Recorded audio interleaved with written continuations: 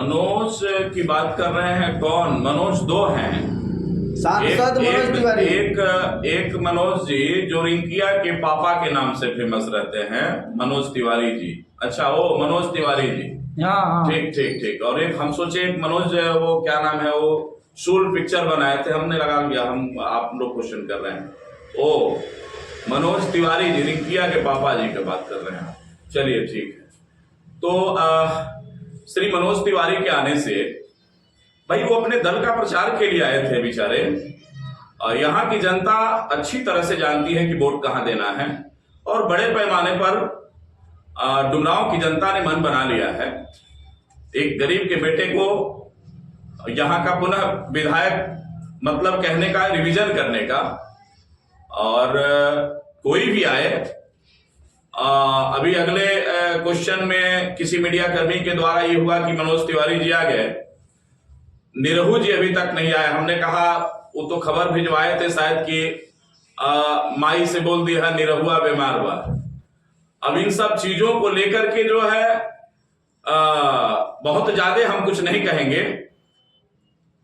सब लोगों का अपना काम है आना। डुमरांव की धरती पर सबका स्वागत है, डॉक्टर सैनी भी स्वागत करते हैं, लेकिन जनता ने मन बना लिया है। अजीत कुशवाहा बड़े पैमाने पर वो जीत सुनिश्चित हो गई है, लोगों के कहने से नहीं होगा। और आदरणीय माननीय मनोज तिवारी जी का मैं डुमरांव की धरती पर, शहीदों की धरती पर स्वागत करता हूं, अभिनंदन करता हूं अपने शब्दों में भी। और डुमरांव में कोई भी आए सबका स्वागत है, और डुमरांव की जनता स्वागत करना बखूबी जानती है, क्योंकि डुमरांव एक ऐतिहासिक जगह है। और डुमरांव में जो ऐतिहासिक विकास हुआ है, सबसे पहले मैं आपको बता दूं, यहाँ का जीवन में कभी सोचा भी नहीं गया था यहाँ मेडिकल कॉलेज की स्थापना करके। दूसरी बात, जनता को क्या चाहिए, हमने एक क्वेश्चन किया था यहाँ के एमएलए जो हैं अजीत कुशवाहा से कि यहाँ पे बेरोजगार युवा तथा छात्रों के लिए आप क्या व्यवस्था करते हैं।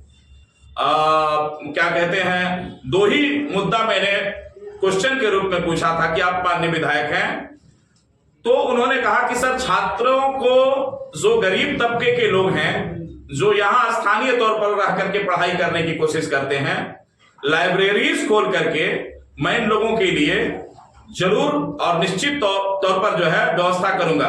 और जहां तक मैं समझता हूं कि बीएमपी 4 में पहली वो लाइब्रेरी खुली, तो छात्रों के प्रति जो सोच रखा है, विकास उन्मुखी कामों को लेकर के जो सोच रखा है, भाई सरकार में तो थे नहीं कि बहुत ज्यादा विकास कर दें। आप लोगों ने देखा कि हर वक्त जो है विधानसभा में क्या कहते हैं, हमेशा अगर क्वेश्चन करने का कोई काम किया है विधायक के रूप में, तो वो श्री अजीत कुशवाहा जी रहे हैं। और डुमरांव के विकास के लिए निरंतरता के साथ जो है माननीय अध्यक्ष जो है विधानसभा से बार बार इन्होंने क्वेश्चन करने का काम किया है। इसलिए बहुत ज्यादा आने जाने से किसी को बहुत ज्यादा अंतर नहीं पड़ता है। और मैं आने वाले समय में जो भी माननीय नेता आए डुमरांव की धरती और डुमरांव के लोगों से मैं अपील करता हूं कि जो आगंतुक आता है उसका स्वागत करना मेरा धर्म और कर्तव्य बनता है, क्योंकि मेहमान भगवान का दूसरा रूप होता है। इसलिए श्री मनोज तिवारी जी, अब रही बात, आपने कहा कि हमला, आपने देखा एक सुनियोजित साजिश के तहत दलितों के ऊपर अत्याचार करने वाले लोग अत्याचार भी करते हैं और चोर डकैत कह करके मुकदमा भी लदवाते हैं। ये सदियों से एक परंपरा होती आई है, जिसकी लाठी उसकी भैंस। अभी आपने देखा कि जहां से लड़ रहे हैं वो क्या कहते हैं अनंत सिंह जी, वहां पे भी हत्या का आलम रहा। कितनी त्वरित कार्रवाई हुई है आपने देखा। ये प्रशासन तथा सरकार का काम है।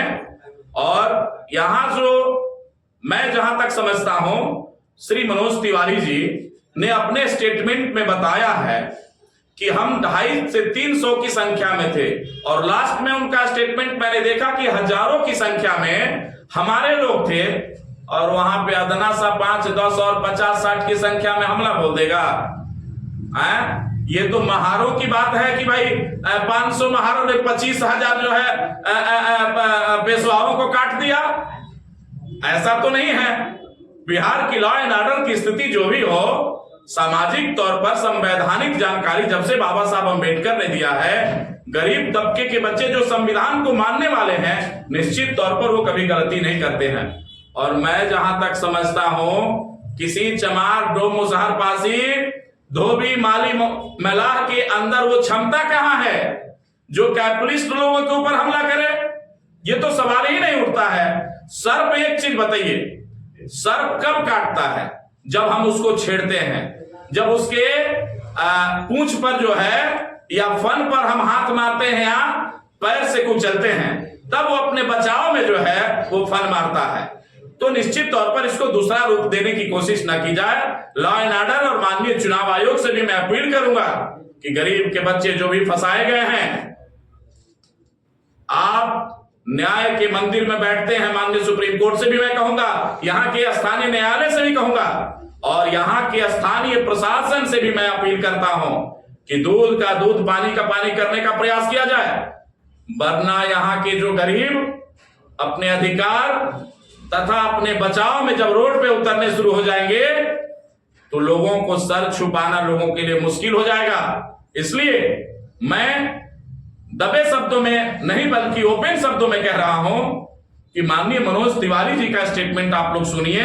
उन्होंने तो अपने स्टेटमेंट में साफ ही बता दिया, हजारों की संख्या में हम लोग थे और वहां पे अदना सा 50-60 की संख्या में, जबकि कहीं जो है गाड़ियों में हमला नहीं हुआ, कहीं जो है क्या कहते हैं, हो सकता है मनोज तिवारी रिंकिया के पापा के नाम से फेमस है, एक हीरो है, उनको देखने के लिए वहां की जनता दौड़ी हो, इलेक्शन तो अलग विषय है।